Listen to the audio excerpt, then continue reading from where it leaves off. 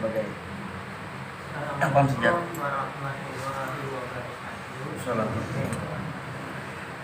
Kita harus mengetahui latar belakangnya kenapa kita melakukan tes ini. Kemudian kita juga harus mengetahui permasalahan apa yang mesti kita hadapi sehingga kita melakukan tes pada saat ini. Yang pertama, kita ketahui bahwa latar belakang daripada penolakan Lukman sebagai Sultan Kesekutuan Cirebon ini akan berkaitan pada peristiwa masa lalu yang sudah dijelaskan, dan itu sangat menyakitkan bagi keluarga besar kami. Karena apa? Momen-momen sejarah pertama itu bukan hanya sekedar momen pembunuhan saja, tetapi di dalamnya terdapat sebuah momen fitnah yang terdapat pada sebuah naskah di Mertasina yang dimana pernah disampaikan oleh Mama Raden Opan almarhum. Jika di situ terdapat sebuah pernyataan bahwa Sultan Matanggaji ini dinyatakan gila akibat terlalu banyak belajar hadis. Jadi perjuangan kita saat ini bukan hanya sekedar perjuangan yang meluruskan soal tahta saja, tapi menyangkut daripada wibawa keluarga kami. Yang kedua, sosok Gugu, video yang kami dapat yang menyatakan dirinya sebagai patih suku Sultan Kesekutuan Cirebon, kita cukup tahu siapa sosok Gugu tersebut. Kita cukup tahu bahwa beliau adalah adik daripada almarhum Arif Nadadiningrat. Tapi kita baru dengar kalau di kesepuhan itu ada patih sepuh untuk saat ini.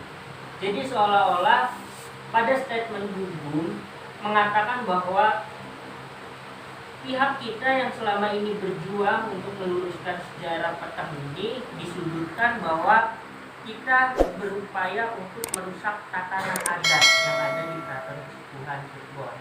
Padahal kalau kita berbicara tentang tatanan adat, kita berusaha meluruskan tatanan adat tersebut, tidak untuk merusak. Terus jangan semena-mena untuk seolah-olah kita menguasai keraton. Itu menjadi sebuah pertanyaan bagi kita. Maksudnya apa? Jangan semena-mena di situ. Kita keturunan, kita punya hak untuk meluruskan daripada sejarah, meluruskan daripada sebuah tatanan itu sendiri. Gugum sendiri justru menimbulkan sebuah kekisruhan bagi wargi keturunan Sunan Gunung Jati Cirebon. Terjadi berbagai macam penolakan, baik itu penolakan berupa sikapnya tegas maupun kasar. Tapi sebagai wargi keturunan dan juga zuriat Sunan Gunung Jati Cirebon, kita selalu mengambil cara yang istilahnya terhormat. Karena apa? Status kita adalah zuriat Sunan Gunung Jati Cirebon. Bagaimana kita mengupayakan tantangan yang dihadapi oleh saudara Gugum sendiri? Pertama, Santana Kesultanan Cirebon saat ini sudah membentuk tim pengacara yang berusaha dan berupaya menangani kasus ini. Dan upaya tersebut akan kita segerakan. Agar apa?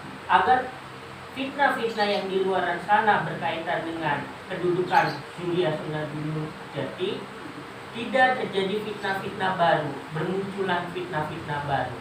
Ini yang kita minimalisirkan. Saya selalu berbicara dengan pengacara, berkomunikasi, namanya Kang Mas Zainal. Langkah kita apa? Satu, kita mengumpulkan bukti-bukti yang terkait dengan sejarah tersebut.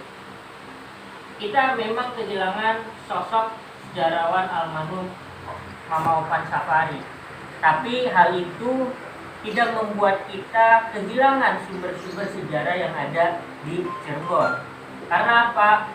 Di Arsip Nasional Republik Indonesia, Maulana Pakuningrat itu ada upaya-upaya melakukan penyelewengan terhadap sejarah. Ini yang mesti digarisbawahi. Maulana di situ menegaskan sikapnya sebagai seorang akademisi Dr. Maulana Pakuningrat SH. kita mempertanyakan gelar Dr. Maulana tersebut. Karena apa? Wargi hanya mengetahui Maulana hanya bergelar akademisi sarjana hukum. Apabila beliau menggunakan gelar doktor, S2-nya mengapa nggak dicantumkan dalam gelar Maulana? Ini yang menjadi sebuah pertanyaan. Sehingga di sini kita membedah sumber primer yang kita dapatkan.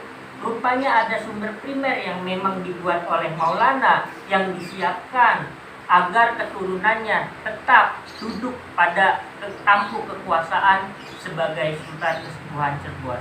Itu ada upaya sejak masa Dr. Maulana yang menamakan dirinya sebagai seorang doktor.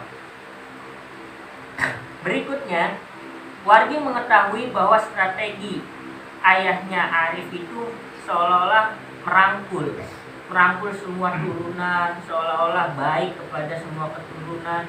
Berdasarkan fakta-fakta yang kita temukan, berdasarkan sumber primer yang kita dapatkan, yang kita kaji bersama pengacara, itu hanya sebuah modus belaka untuk membuat sebuah sejarah baru, untuk menulis sejarah baru. Dan kita bersyukur bahwa sejarawan di Cirebon itu bukan hanya almarhum Kang Mas Ovan Safari aja. Ada Dr. Insinyur Pangeran Hempri Raja Kaprabon MP. Disertasi beliau itu menyangkut tentang sejarah pedang, menyangkut polemik daripada pengaruh kolonial pada masa Kesultanan Cirebon.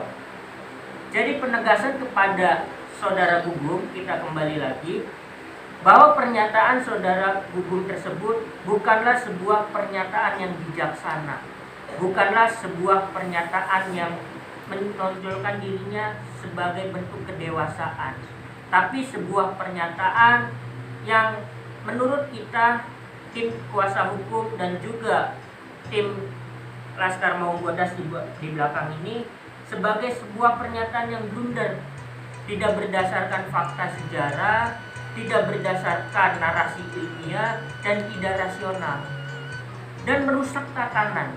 Itu yang mesti digarisbawahi. Saudara Gugum telah melakukan perusakan tatanan pada Kesultanan Kesepuhan Cirebon.